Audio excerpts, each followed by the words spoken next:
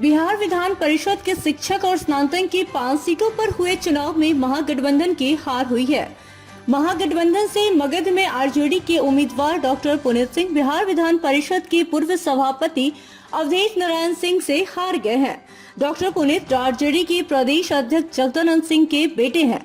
Awadhesh Narayan Singh BJP में रहते हुए भी नीतीश कुमार के करीबी माने जाते हैं। दूसरी तरफ जगदानंद सिंह महागठबंधन में है।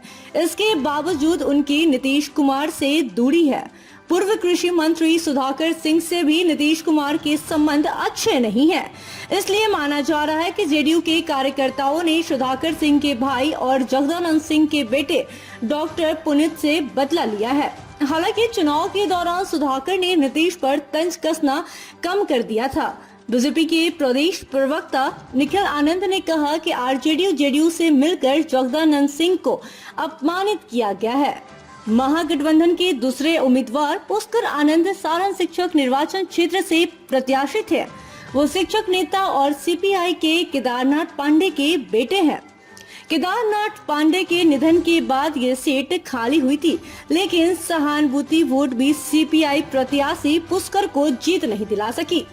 यहाँ चुनावी रणनीतिकार प्रशांत किशोर के संगठन जनसुराज के समर्थित उम्मीदवार अफाक अहमद को जीत मिली। पुष्कर ने कहा कि हमसे कोई गलती नहीं हुई है। पुष्कर की हार और अफाक की जीत के पीछे सच्चिदानंद सिंह की ताकत के साथ नियोजित शिक्षक संघ की ताकत भी मानी जा रही है।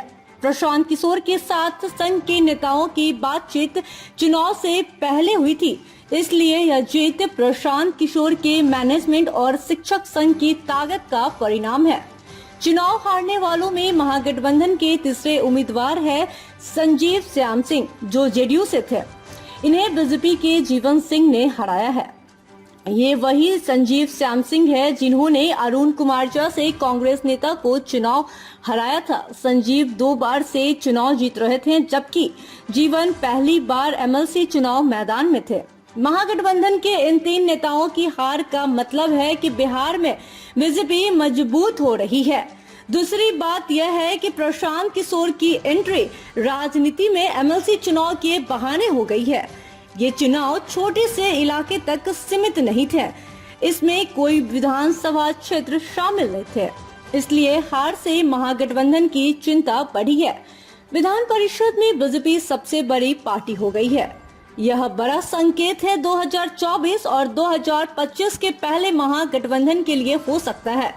आरजेडी के प्रदेश प्रवक्ता चितरंजन गगन कहते हैं कि बीजेपी 5 सीटों पर जीत का दावा कर रही थी, लेकिन कोसी में हार का सामना करना पड़ा। छपरा में भी बीजेपी की हार हुई है। गया की जीत बहुत कम वोटों से हुई है।